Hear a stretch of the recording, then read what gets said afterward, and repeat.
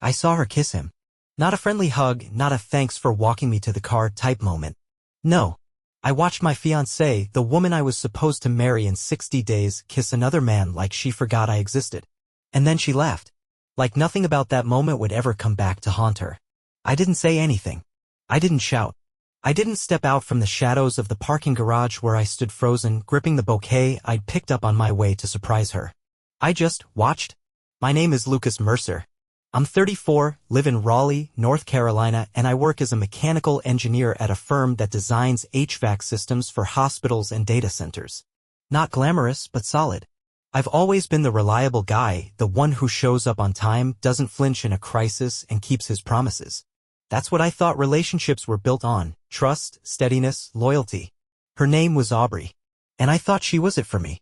We met 3 years ago at a charity 5K. She tripped over a curb, twisted her ankle, and I walked her the final mile. She was smart, sharp-witted, magnetic, worked in PR, and could make a stranger feel like an old friend within 5 minutes. Everyone loved her. My parents. My friends. My coworkers. Even my little sister, who doesn't like anyone I date. And me? I was all in. Bought the ring 6 months ago. Proposed under the same oak tree where we had our first real date. She cried, said yes, clung to me like I just handed her the future she'd always dreamed of. But standing in that garage, I realized she'd never dreamed of me. I turned around, walked back to my truck, and drove straight to my old friend Calvin's place on the other side of town. I hadn't spoken to him in a while, but I knew he'd take me in without asking a million questions. I just needed a place to think. To breathe. To disappear. I didn't go home. Didn't call Aubrey. Didn't answer when she texted, "Where are you?" that night. Didn't respond when she left voicemails crying, asking if I was okay. I ghosted her completely, deliberately, the same way she'd ghosted every vow she ever made to me. But she had no idea what I saw. Not yet. And the silence? That was just the beginning. I stayed off the grid for the first week. Calvin didn't ask much at first, just handed me a beer, pointed to the guest room, and said, "Make yourself at home." That's the kind of friend he is. No lectures, no pity. Just space. I slept a lot those first few days. Not because I was tired, more like my body needed to shut down so I wouldn't start smashing windows or making the kind of calls you can't take back. But the images kept playing in my mind, her lips on his, her hand on his chest, the way she looked relaxed, like she didn't have a damn wedding to plan. On the 5th day, Calvin finally sat down across from me on the porch and said, "You want to tell me what happened?" I didn't say much. Just gave him the basics. Caught Aubrey with another guy. Walked away. Cut ties. No fight, no explanation. Just silence. He nodded slowly. "You gonna tell her you saw it?" I shook my head. "No point." Calvin raised an eyebrow but didn't argue. That's what I liked about him. He understood the difference between silence and weakness. One is power. The other is begging. A week later, things got louder. Not from me, from her. Calvin's girlfriend, Jenna, came home from brunch with some mutual friends and said, "So, apparently Aubrey's telling people you just vanished?" I blinked. "What?" "Yeah. She's saying you got cold feet, packed a bag, and ghosted her." No explanation. Nothing. I laughed short, bitter. "Seriously. She's crying all over town about it," Jenna said. "Says you blindsided her. Told everyone you were stressed about the wedding. That you couldn't handle commitment." Calvin muttered something under his breath and passed me another beer. The woman who broke us with her own bare hands was now playing the victim. And people were buying it. Friends started texting me weird, tiptoeing messages. "Hey man, heard you're going through something. You okay?" Her bridesmaids posted cryptic Instagram captions about people who don't know how to love what they have and some women deserve better. She even had the nerve to message my sister. I didn't reply. Not once. I let her talk. Let her weave whatever version of the story helped her sleep at night. I knew what I saw. And I knew what I had in my back pocket, the photo. Yeah. I took a picture. I hadn't even meant to. I was just standing there in shock, phone in my hand, bouquet tucked under my arm, and my thumb brushed the button. A click. A single image. Her hand on his chest. His lips on hers. Her face. Clear as day. She had no idea that her story was already built on a landmine. And I was going to wait until she stepped on it herself. 3 weeks after I disappeared, I saw her. I was walking out of a coffee shop near Calvin's place, hood up, sunglasses on, just trying to get caffeine and keep my mind steady when I saw her car cruise slowly past the intersection. Her old blue Subaru still had the "Just Breathe" sticker on the back window like she was some Zen goddess instead of the lying manipulator I now knew her to be. She didn't see me, not then. But something in me flinched anyway. Like my body was remembering what it used to feel when that car pulled up next to mine. Like I'd been conditioned to soften when I saw her face. Not anymore. That night, Jenna told me Aubrey had been asking around. She even showed up at Calvin's old office asking if he'd heard from me. She looked like hell, Jenna said. Puffy eyes, wearing your sweatshirt like she thought it would guilt him into talking. I didn't say anything. But inside, something twisted. Not sympathy. Not regret. Satisfaction. She didn't get closure. She didn't get to clean up the mess she made and walk away with a neat little bow on top. I'd vanished and that was eating her alive. Then, a week later, a knock at the door. Calvin wasn't home. I opened it half expecting a neighbor or Amazon delivery. It was her. Aubrey. Standing there in black leggings and one of those big cable knit sweaters she used to wear when she wanted to look cozy and innocent. No makeup. Hair messy.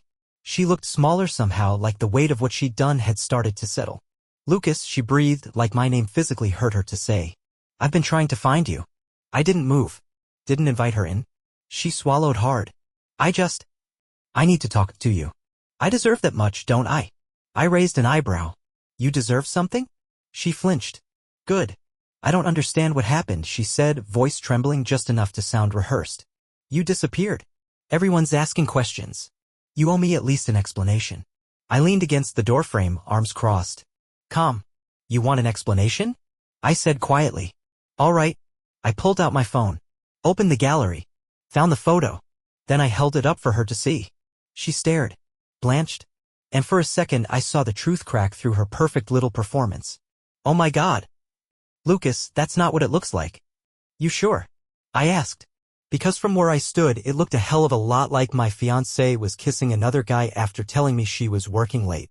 She started to shake her head. You don't understand, he showed up unexpectedly. I didn't know what I was doing. I was confused. I cut her off with a slight smile. Yeah. You seemed real confused with your tongue down his throat. She blinked. Her mouth opened and closed like she was short-circuiting. And I just stood there, completely calm, watching the empire of lies she built start to tilt. I'm not here for closure, Aubrey, I said. I already got mine. The second I took that picture. Then I turned and shut the door in her face. But I wasn't finished. Not even close. She didn't leave right away. After I closed the door, I stood there and watched her shadow through the frosted glass. She lingered on the porch for a full 2 minutes. Maybe hoping I'd change my mind. Maybe rehearsing her next lie. Then I heard the quiet retreat of footsteps. Her car door shut. The engine started, then faded into the distance. I didn't move. I wasn't angry. I thought I would be, that seeing her face again would light a fuse inside me. But all I felt was cold clarity. Like watching a storm you saw coming finally hit the shore. Calvin came home later that night and found me at the kitchen table, staring at the same photo I'd shown her. She came by, he asked. I nodded once. Did she say anything worth hearing? Nope. He sat across from me, cracked open a beer. So, what now? Now? I said, looking up. Now we wait. She'll show her true self soon enough. And sure enough, she did. The next morning, I started getting texts again. This time from mutual friends who had clearly just heard her side of the confrontation. Dude, Aubrey says you showed up at her work screaming in front of clients? You all right, man? I heard you accused her of cheating and she had to call security. What's going on? People are saying you're losing it. I laughed out loud. She couldn't help herself. The minute she realized I wasn't going to fold and come crawling back, she went on offense. She was scrambling now, twisting the story so hard it didn't even resemble reality. She was counting on me to stay quiet. To disappear. To let her wear the crown of that abandoned bride. She wanted to flip the narrative. But she didn't realize I had receipts. Not just the photo. I'd kept the text messages, the timestamps. I even still had access to the shared wedding planning app which she hadn't removed me from. The night I caught her, it logged her location when she canceled a venue appointment due to illness. Funny, that illness was apparently a warm body named Logan. Yeah, I eventually got a name. A guy from her gym. Divorced. Wears tank tops in the winter. You know the type. I'd already seen them together once. Then, a few days later, Jenna caught them again, this time holding hands in a booth at the same bistro where Aubrey and I had reserved a table for our rehearsal dinner. The nerve. She doesn't even look guilty, Jenna said, texting me a photo from across the room. She's laughing like she won the damn lottery. Good. Let her laugh. Let her pretend. Because I wasn't going to scream, or beg, or threaten. I was going to wait. Let her build up her fake story so high that when I knocked out the foundation, the whole thing would crumble in public. And I knew exactly when I'd do it. I just had to bide my time until her parents got back into town. Her parents adored me. For most of our relationship, Aubrey's mom used to call me her rock. Her dad called me the steady hand she always needed. They sent me birthday cards, invited me on family trips, trusted me. Her mom even asked me to walk her down the aisle at our wedding, right after Aubrey, as a surprise. I always thought of them as good people. Real people. Not caught up in the drama Aubrey stirred everywhere she went. They were practical, thoughtful, grounded, and I figured they didn't know what she was doing behind their backs. I was right. They'd been out of the country for a few weeks, traveling through Portugal. Aubrey had told everyone they were heartbroken over my disappearance, that they were praying for me to come back, that they supported her. Lies. Every single one. The moment I heard they were flying back that week, I knew exactly what I needed to do. I waited until the morning of their return. No message. No greeting. No long explanation. Just an email. Subject line, "You deserve to know why the wedding's off." Attached, the photo. I didn't say a word. Just sent it to both their personal emails and sat back. I expected silence. Instead, 20 minutes later, my phone rang. Unknown number. I answered. Lucas? It was her father. His voice low, tense. Yes, sir? There was a pause, heavy enough to carry shame. I'm so sorry, he said. We had no idea. I didn't say anything. We were blindsided when she told us you ghosted her, he went on. She cried on the phone. Said you just vanished. That she was heartbroken. Did you believe her? At first, he admitted. But the more she talked, something felt off. Then we got your email. Another pause. This time it was him holding his breath. Is that photo real? As real as it gets. He exhaled slowly. Her mother's in tears. We're furious. She's been lying to everyone. Yeah, I said, my voice even.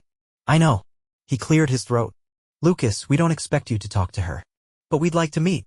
Just us. We'd like to hear the truth, all of it. I agreed. Not because I needed their sympathy, but because I knew it would matter. Her world was built on appearances. Her parents were a big part of that image. And once they turned on her, the whole narrative would collapse. Later that day, Aubrey texted me, not a hello, not an apology, not a single ounce of remorse. Just, did you really send that to my parents? What the hell is wrong with you? Why are you trying to destroy me? I didn't respond. Let her panic. Let her sweat. Let her keep spinning while the walls closed in. Because I wasn't destroying her. She was doing a fine job of that all on her own. 3 days after I sent the photo to her parents, Aubrey showed up again. Not at Calvin's house this time, she knew better now. She waited for me outside my office building, parked across the street in the same car I once helped her buy when hers broke down and she couldn't afford a new one. She jumped out when she saw me. Practically ran across the pavement in heels, waving her arms like we were reuniting after some tragic misunderstanding. Lucas. Please, just talk to me. I didn't stop walking. She caught up beside me out of breath. You told my parents? Are you trying to humiliate me? I glanced at her, the same face I used to love. The same woman who once begged me to spend forever with her, now acting like she'd been wronged because her lies got exposed. They deserved the truth, I said simply. You could have talked to me first, she snapped. But no, you just run away and start some campaign to ruin me. I stopped then. Turned to her. You kissed another man. While we were engaged. While I was picking up flowers to surprise you. You don't get to cry victim now. She looked stunned. Like she genuinely couldn't believe I dared to speak plainly. I made a mistake, she said, voice breaking now. But it wasn't what you think. It wasn't serious. I wasn't, she hesitated, I wasn't in the right state of mind. Here it came. The rewrite. He caught me at a vulnerable moment, she continued. He was manipulative. I think he even spiked my drink that night. I wasn't myself. I stared at her, jaw tightening. You expect me to believe that you were drugged at 5:30 p.m. in broad daylight in a public garage and then kissed him while laughing? Her eyes flickered. For a second, the mask slipped. You don't understand, she said weakly. He was controlling. He knew I was engaged and he pressured me. I didn't mean for it to go that far. I was confused. Confused. That word again. Funny how every liar finds religion in confusion once the receipts start piling up. Your story keeps changing, I said flatly. I'm just trying to explain. No, I said. You're just trying to stay ahead of the truth. She looked down then, wiping her eyes. I know I messed up, she whispered. But you don't have to punish me like this. You're not some cold, vengeful guy. That's where she was wrong. I wasn't being vengeful. I was being methodical. This wasn't a rage-fueled revenge. This was quiet accountability. And her pain, the unraveling of her precious reputation, that wasn't my doing. It was gravity. The consequences of her own actions finally catching up. I'm done here, I said. She grabbed my arm. Lucas, what do I tell my family? My friends? Everyone's asking questions. I'm being blamed. I turned to her one last time. Then maybe I said, it's time you try something new. She blinked. Like what? Try telling the truth. And with that I walked away. No yelling. No scene. Just silence, the kind that can't be manipulated. You ever watch someone try to swim their way out of quicksand? That's what Aubrey looked like over the next 2 weeks. Desperate flailing. Clawing at anyone who'd listen. Telling whatever version of the story she thought would stick. The problem? People started comparing notes. And the timelines didn't add up. First, it was her best friend, Sienna, the one who'd been defending her like it was a full-time job. She reached out to Calvin's girlfriend, Jenna, out of nowhere. Can I ask you something off the record? She texted. Do you know if Lucas actually cheated on Aubrey? Jenna screenshotted it and sent it straight to me. Sienna continued. She's saying she only kissed the guy once and that Lucas had been emotionally distant for months, so she thought he was cheating first. She says she was vulnerable. She says Lucas was cold. She says Lucas was controlling. She says Lucas had commitment issues. Jenna didn't even respond. Instead, she posted a photo of me and Calvin fixing her kitchen sink from a few weeks back with the caption. Some people just show up and do the work. Others just lie about why things broke. That's when the cracks started to spread. Mutual friends reached out not to ask if the story was true anymore, but to quietly apologize. One guy I hadn't talked to in months messaged. Bro, I owe you a beer. I defended her at first. I didn't know. I'm sorry. Even Aubrey's cousin, who used to call us couple goals, unfollowed her on everything and followed me instead. I wasn't trying to win a popularity contest. I wasn't even speaking publicly. I let her scream into the void while I stayed quiet, calm, steady, deliberate. But silence has gravity.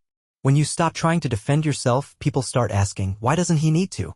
That's when Aubrey made her biggest mistake. She posted a long, teary-eyed video on Instagram.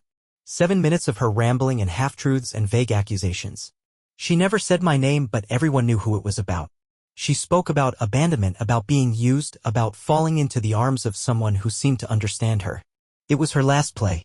A performance for sympathy. Crocodile tears paired with soft lighting and sad piano music in the background. It would have worked if not for the comments. That's where the bloodletting began. Wait, didn't you tell Sam he was cheating on you? I thought you said he ghosted you without explanation? Girl, I saw you at the bistro last month all over that guy. You looked fine. So many versions of the story, none of them make sense.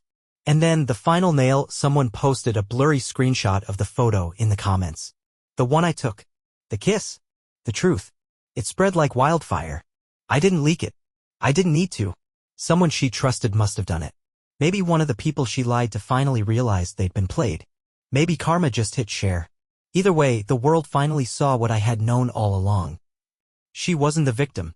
She was the storm. And her image? It was collapsing. Exactly as it should. After the photo leaked, Aubrey went silent. No stories. No posts. No sad girl filters or healing journey captions. She vanished from social media overnight. Deleted her comments, locked down her profile, and unfollowed half her circle. She even removed the wedding countdown app we were both still connected to. Finally. But the damage was done. The truth wasn't just out there, it was loud. People didn't just know she cheated. They knew she lied about it. Spun a sob story. Painted herself as the one left behind when she was the one sneaking around. And that's when her real personality started showing. The one that always came out when she lost control. 3 days after the fallout, she texted me again. I don't know who you think you are, but ruining my reputation isn't going to fix your ego. I stared at the screen for a long minute, then just muted the thread. Classic projection. Her world was collapsing and she needed someone to blame. She couldn't admit that she'd built her kingdom on lies and kissed another man on camera. No, it had to be me. The guy who walked away without a word. The one she thought would cave. That night, I got a call from her mom. She sounded tired. Hello. Lucas, she said gently. I just wanted to say thank you for being respectful through all of this. That caught me off guard. I didn't do any of this to hurt her. I said quietly. But I wasn't going to lie for her either. There was a pause. Then she said, "She's not doing well." I didn't know what to say to that. It wasn't my job to fix her. "She still hasn't told us the full truth," her mom continued. "She keeps saying you two were fighting, that she felt unloved, that you pulled away." "I didn't pull away," I said. "I pulled out. There's a difference." "I believe you," she said. "We both do." That stuck with me more than I expected. Because when you've been lied to so thoroughly, even one small truth feels like a weight lifted. 2 days later, Aubrey made one last desperate move. She showed up at my workplace. I was walking out of the break room when I saw her, sitting in the lobby, staring at the floor, holding a folder in her lap like she was waiting for a job interview. My heart didn't race. My palms didn't sweat. That's how I knew I was over her. She stood as I approached, tried to smile. "I just wanted to talk. Please." "I've got 5 minutes," I said flatly. "Use them well." She looked wounded by that, like I was supposed to melt just because she asked. "I wrote you something," she said, handing me the folder. "A letter. Everything. My side. My feelings. What I was going through. I didn't know how to say it, but I wrote it." I didn't take the folder. "Why now?" "Because," she said, tears welling up again. "I know I messed everything up, but I was scared. I didn't know how to fix it. And I still love you." It was a strange moment. Hearing that, seeing her cry, knowing how much weight those words once held. Now, they felt like manipulation dressed in nostalgia. "You loved me when no one was watching," I said. "But the second you thought I wasn't looking, you showed me who you really were." Her lip trembled. "I made a mistake, Lucas." "No," I said. "You made choices." I left her standing there, took the stairs instead of the elevator so I wouldn't have to look back. I never opened the letter. Didn't need to, because I already knew the ending. And I was the one writing it now. After I walked out of that lobby, I didn't look back. Not once. It's wild how fast something that used to anchor you can turn into dead weight. A month before, Aubrey was my everything. My future. The person I pictured in every version of what settled down looked like. Now, she was a ghost I'd already buried. Calvin said it best when I got home that night. "She's trying to climb back in just so she can control how the story ends." Exactly. But she didn't get that power anymore. I'd taken it back. I started rebuilding my life in pieces. First came the silence, the good kind. No more friends texting awkward questions. No more pity glances at the gym. No more wedding emails asking me to confirm catering details or tux measurements. Then came the clarity. I started working out again. For me. Not for some engagement photo shoot Aubrey wanted us to do in the mountains. I picked up an old hobby. Woodworking. Something I hadn't done in years because she always said the smell of sawdust gave her a headache. And somewhere along the way, something unexpected happened. I met someone. Her name was Lila. We bumped into each other, literally, at a hardware store of all places. I dropped a box of screws. She helped me pick them up, made a sarcastic comment about typical men in tool aisles. And for the first time in weeks, I laughed. Genuinely. She was different. Not flashy. No games. She didn't flood me with attention or play hot and cold to keep me chasing. She was calm, smart, listened more than she talked. We started texting, then grabbing coffee, then a quiet dinner that turned into 4 hours of conversation and zero pressure. It wasn't about rebound or revenge. It was just real. And real felt good. I told her everything, not right away, but slowly. She never judged. Just nodded and said, "Sounds like she never deserved you." Funny how I'd heard that before. But when Lila said it, it didn't sound like flattery. It sounded like a fact. And that was the moment I realized. I wasn't broken anymore. I was rebuilding. Not from scratch. From experience. Then one morning, a final text from Aubrey lit up my phone. "I heard you're seeing someone. I hope she knows the kind of man you really are." No anger. No follow-up. Just poison, neatly wrapped in guilt. I stared at it for a while. Then I did the only thing left to do. I blocked her. No big dramatic gesture. No public post. Just gone. Like she'd never existed. Because I had nothing left to prove. The real revenge wasn't her watching me hurt. It was her watching me heal without her. A week after I blocked her, Calvin told me something that made me pause mid-sip of my coffee. She's spiraling, he said, scrolling through his phone. Heard she lost 2 PR clients this week. Word's getting around. I didn't ask how he knew. Calvin always knew. He kept tabs on everything and didn't pretend he didn't enjoy watching karma punch people in the throat. She's blaming you, by the way, he added. Says you leaked the photo? I hadn't. I never needed to. People talk. Screenshots travel. Friends swap stories when the drama is good enough, especially when the bride-to-be turns out to be the villain. Truth spreads on its own if you leave it alone long enough. She also messaged Jenna again, Calvin said, scrolling. Says she wants to talk. Wants to know if there's anything she can do to repair her reputation. Jenna didn't reply. She just laughed and handed Calvin her phone. But the message that stuck with me wasn't Aubrey's. It was one from her dad. He emailed me again, short, straight to the point. Lucas, I want you to know we're handling things on our side. We're sorry for everything. Truly. We didn't raise her to behave this way. I didn't respond. I didn't need to. Sometimes silence is the kindest form of honesty. But then something strange happened. I got a call from a blocked number. I almost ignored it until I heard the voice. Lucas? It's Logan. Logan. The guy from the parking garage. Her other man. The final piece of the puzzle. I'm sorry to call you, he said, but I think you deserve to know what she's saying about you. I didn't speak. Just let him talk. She told me you were abusive, he said quietly. Said you were controlling, emotionally manipulative. Said you threatened to ruin her life when she tried to leave you. I let that sit in the air. He cleared his throat. But then I found out about the photo. And the video. And the texts. I didn't believe it at first, but now you do, I finished. Yeah. He sounded tired. Hollow. Like he'd fallen for the same charm I did. She told me she loved me, he added. Yeah, I said. She told me that too. Silence. I left her, he said finally. I just wanted you to know. She's alone now. And it's eating her alive. I nodded even though he couldn't see me. Thanks for the call. I hung up. That night, I sat on Calvin's porch with a cold drink and Lila beside me, legs tucked under her, laughter still fresh from something we joked about.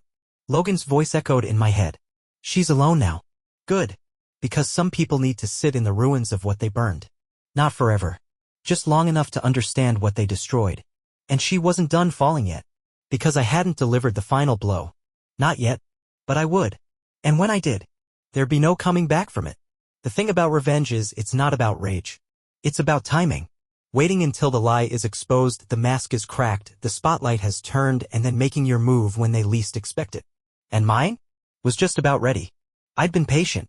I hadn't dragged Aubrey through the mud publicly. I hadn't fought back against her story even when it cost me relationships, silence, and peace. I didn't explode. I waited. But there was one piece left, one final card she hadn't seen coming. See, what Aubrey never realized was that her parents weren't just disappointed in her. They were furious.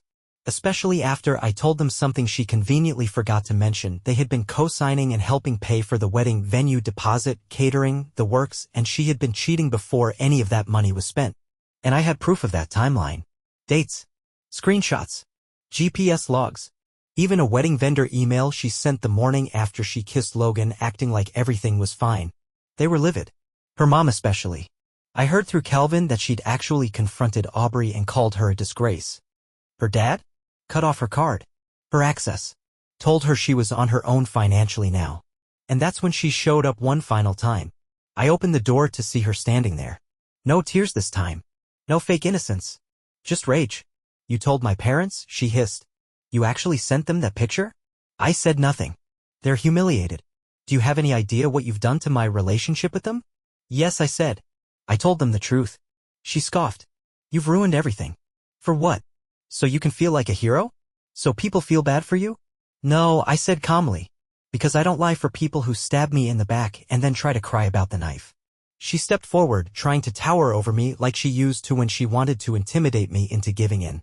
That used to work. Not anymore. You're pathetic, she snapped. You think just because you caught me, you're some righteous saint? You're not special, Lucas. You were boring. Predictable. I wanted passion. You wanted to fix leaky faucets and meal prep on Sundays. And there it was. The real her. The venom behind the smile. That's fine, I said. You wanted passion. You got chaos. Now live with it. You think your little new girlfriend's gonna save you? She shot back. Lila? She'll get bored. They always do. Maybe, I said. But at least she knows how to tell the truth. At least she's not playing victim while handing out knives. She stared at me, breathing hard. And I stepped aside. You can leave now, Aubrey. She didn't move. So I stepped forward, slowly, calmly, and said just loud enough for her to hear. Oh, and one more thing. I kept a copy of the photo. And the email you sent me 2 weeks before that kiss, telling me how you'd never felt more certain about us. I sent those to your wedding planner too. She deserves to know why the deposit's non-refundable. Her jaw dropped. That broke her. You didn't. I did, I said, closing the door halfway. You played stupid games, Aubrey. This was just the prize you earned. Then I closed the door. Click. Locked. Done. It didn't take long. Within 48 hours of our final confrontation, the fallout hit her like a tidal wave. Calvin's friend Tessa, who worked in event coordination, messaged me with a simple heads-up. Your ex-fiancé just got blacklisted from 3 venues. Word spreads fast. Good. Actions have consequences, especially when they're built on deception. Apparently, once the truth came out, the kiss, the timeline, the manipulation, vendors started pulling out of her backup wedding plans. One venue refused to refund the deposit after reviewing the emails and photos. Another just flat-out banned her from booking anything in the future. You'd think she'd try to apologize. She didn't. Instead, Aubrey took one more swing, a last-ditch effort to play the sympathy card. She posted a farewell video on social media. No names. No direct accusations. Just vague quotes like, not everyone is who they pretend to be, and some people love punishing others instead of healing. And that's when the internet turned on her. Hard. The comments weren't filtered this time. No supporters. Just blunt truth. You cheated. You lied. You got caught. This isn't healing. This is spin. Imagine being mad at your ex for exposing the fact you betrayed him. Girl, just log off and try therapy. It was brutal. And I didn't say a word. Lila saw the video too.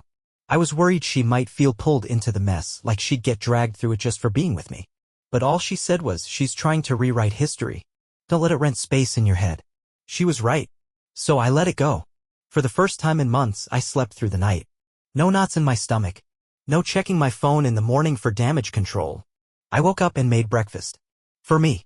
Not for some picture-perfect brunch for Instagram. Just coffee, eggs, and peace. And later that week, I did something small, something symbolic. I boxed up everything that reminded me of her, old notes, engagement party invites, the saved wedding checklist folder. I took it all to a donation center. The girl behind the counter raised an eyebrow. Somebody canceled their wedding? Something like that, I said.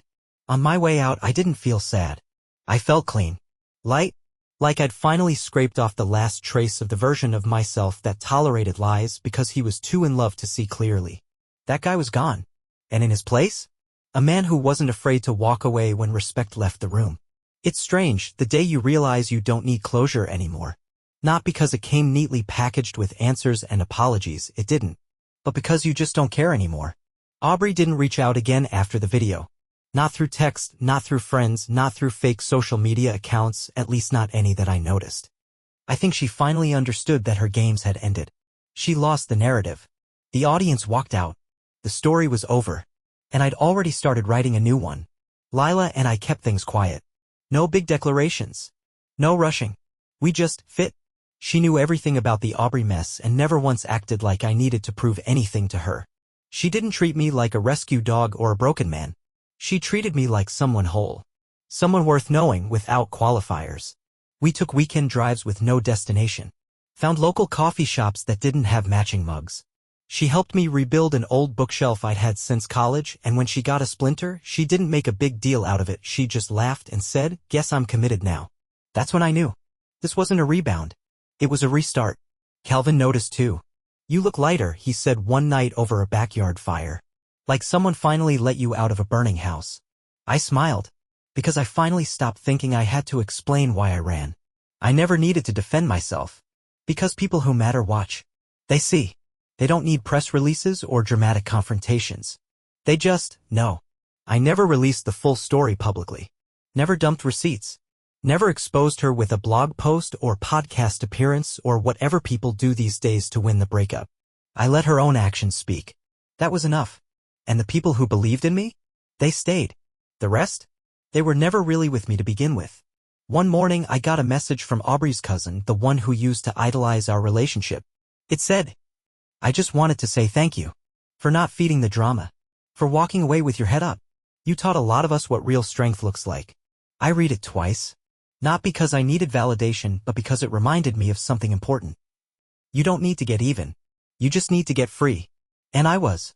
For the first time in a long time, I was finally, completely, beautifully free. 6 months passed. By then, the dust had settled. Most people had stopped talking about what happened. Aubrey had gone quiet online, taken a leave from her firm, and from what I heard, started seeing a therapist. Good for her. Growth's great. But some things still needed to be finished. Not for drama. Not for revenge. Just for me. One afternoon, I got a message from a number I didn't recognize. A simple line. Can we talk? One last time. I just want to understand. I knew it was her. I didn't answer right away. I thought about it. Not because I was considering it, but because I wanted to be sure. Then I responded. Meet me tomorrow at 6 p.m. same place we got engaged. The oak tree. The one where I'd once dropped to one knee, heart pounding, ring box shaking in my hand. Back when I thought love meant blind trust. She showed up on time. No makeup. Hair tied back. Same beige sweater she wore the day I proposed. She was trying to evoke something, nostalgia maybe? Or pity. I stood there, hands in my pockets, watching her approach like a stranger I once knew. She gave me a small smile. Thanks for coming. I didn't return it. She took a breath. I know I don't have a right to ask for anything. But I need closure.